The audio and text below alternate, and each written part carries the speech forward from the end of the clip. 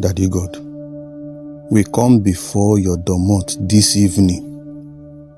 We don't tire for we body and we mind, but we trust say your hand still dey care for us.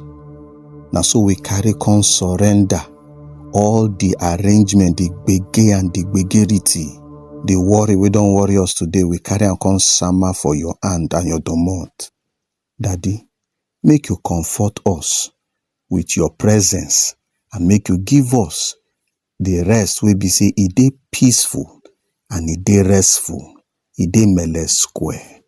According as you don't promise am for your word for the book of Philippians chapter 4 for verse 6 go read verse 7 wey talk say make una no let anything worry una for mind. Instead, for every condition wey una dey face, make una ask God through prayer for everything wey una need, and make una always dey thank am as una dey pray. Then God peace wey pass wetin human being fit understand go guide una heart and mind inside Christ.